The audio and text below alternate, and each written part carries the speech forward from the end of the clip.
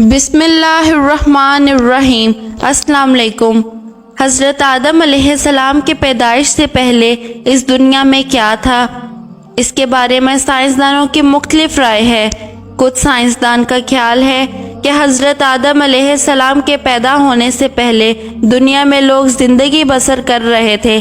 بعض سائنسدان کہتے ہیں کہ حضرت آدم علیہ السلام کے زمین پر اترنے سے پہلے یہاں کئی صدیوں تک ڈائناسور زندگی بسر کرتے رہے ہیں، پھر وقت گزرنے کے ساتھ ساتھ ان کی نسل اس دنیا سے ناپید ہو گئی۔ بعض کا کہنا ہے کہ یہاں جنات کا دور تھا، وہ زمین پر ہر چیز پر قبضہ جمائے ہوئے تھے۔ ہمارے ذہن میں سوال یہ آتا ہے کہ اللہ تعالیٰ نے سب سے پہلے اس دنیا میں کس کو پیدا کیا تھا؟ اللہ تعالیٰ نے انسانوں کو کیوں زمین پر پیدا کیا؟ اس میں کوئی شک نہیں کہ اللہ تعالیٰ ہی سب کو پیدا کرنے والا اور زندگی دینے والا ہے۔ اللہ تعالیٰ اپنی کتاب قرآن مجید میں فرماتا ہے کہ وہی ہے جس نے آسمانوں اور زمین کو 6 دن میں پیدا کیا، پھر عرش پر جلوہ فرما ہوا اور خوب جانتا ہے اس چیز کو جو زمین میں جائے اور جو اس سے نکلے، اور جو آسمان سے نیچے آئے اور جو کچھ اس میں چڑھ کر جائے، اور جہاں کہیں تم ہو وہ تمہارے ساتھ ہے، اور اللہ تمہارے اعمال کو دیکھ رہا ہے۔ اللہ تعالیٰ قرآن پاک کی سورۃ ہود کی آیت نمبر 7 میں فرماتا ہے کہ اور اللہ ہی وہ ذات ہے جس نے 6 دن میں آسمانوں اور زمین کو پیدا فرمایا اور اس کا عرش پانی پر تھا۔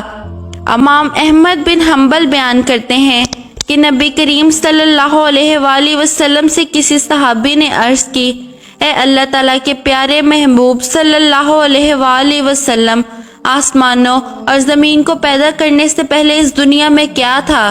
نبی کریم صلی اللہ علیہ وآلہ وسلم نے فرمایا، اللہ تعالیٰ کے علاوہ کچھ بھی نہ تھا، یہ سب کچھ اللہ تعالیٰ نے بعد میں بنایا۔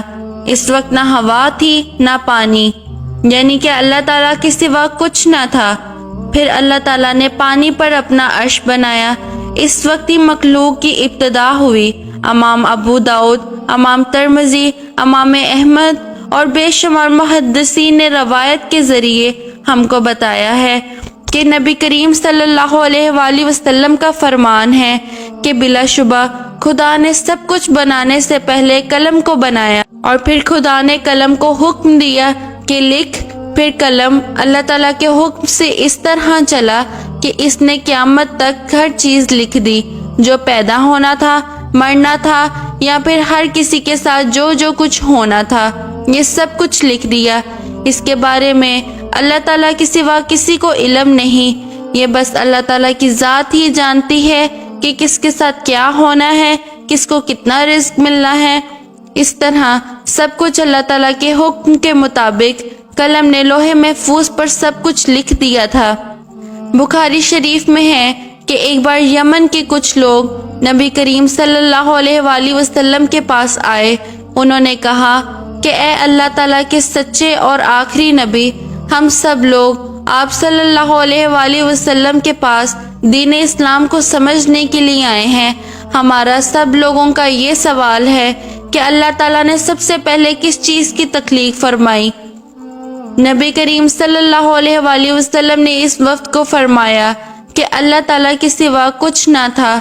اللہ تعالیٰ نے پانی پر اپنا عرش بنایا، پھر قلم کو بنایا، پھر قلم کو حکم دیا کہ لوح محفوظ پر سب کچھ لکھ دے۔ قلم نے اللہ تعالیٰ کے حکم سے لوح محفوظ پر سب کچھ لکھ دیا۔ قلم نے ازل سے لے کر ابد تک لوح محفوظ پر سب کچھ لکھ دیا۔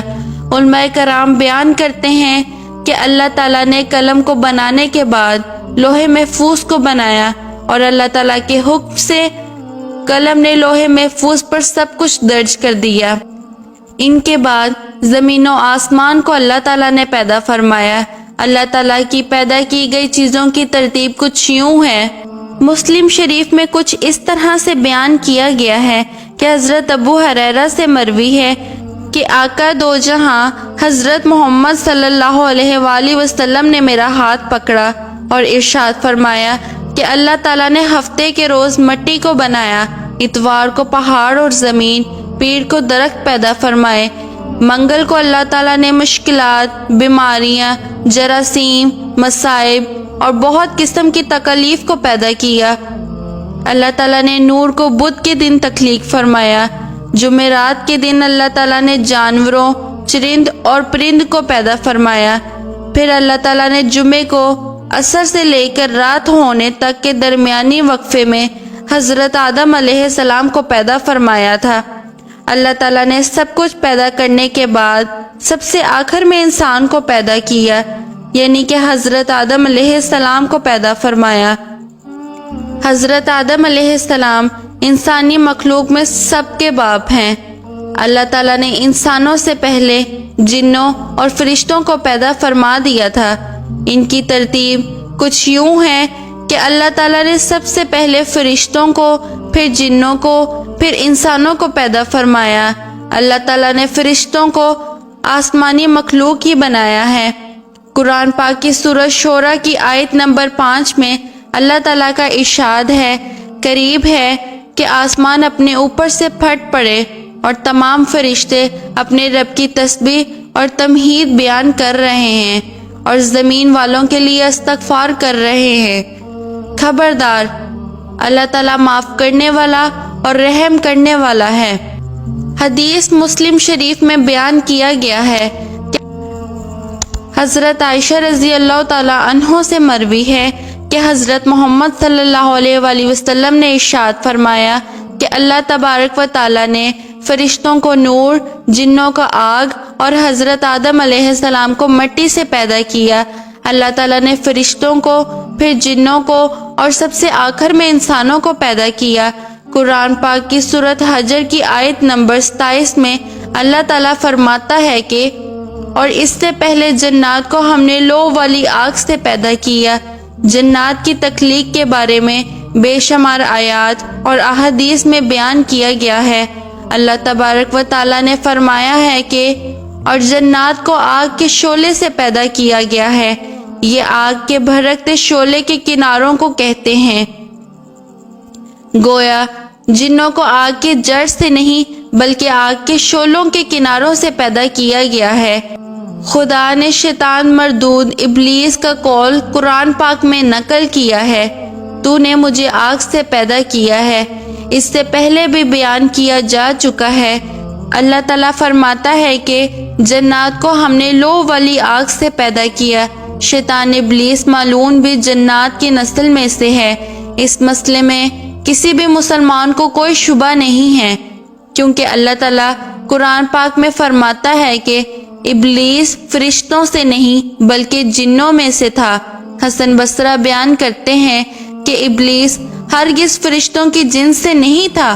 حضرت عبداللہ بن عباس رضی اللہ تعالیٰ عنہ اور حضرت عبداللہ رضی اللہ تعالیٰ عنہ سے مروی ہے کہ جنات انسانوں سے پہلے زمین پر رہائش پذیر تھے۔ جب ان میں فتنے فساد بڑھنے لگے تو اللہ تعالیٰ نے فرشتوں کو حکم دیا کہ زمین پر جا کر جنوں سے جنگ کرو۔ اللہ تعالیٰ کے حکم پر فرشتے زمین پر اترے، پھر جنوں اور فرشتوں کے درمیان خوب جنگ ہوئی۔ اس جنگ میں جنوں کو شکست ہوئی، وہ میدان چھوڑنے پر مجبور ہو گئے۔ وہ وہاں سے بھاگ کر جزیروں اور پہاڑوں میں چلے گئے۔ اس وقت سے لے کر آج تک جنات جنگلات اور پہاڑوں میں ہی زندگی بسر کر رہے ہیں۔ اس واقعے کے 2000 سال کے بعد اللہ تعالیٰ نے حضرت آدم اور بی بی حوا علیہ السلام کو زمین پر اتارا تھا۔ پھر حضرت آدم علیہ السلام اور اماں حوا سے تمام انسانوں کی نسلیں چلی۔ یہ دنیا فانی ہے، ایک دن قیامت آ جائے گی۔ اللہ تعالیٰ سب کو اس دنیا سے اٹھا لے گا، پھر اللہ تعالیٰ ان سب کو دوبارہ زندہ کر کے حساب و کتاب لے گا۔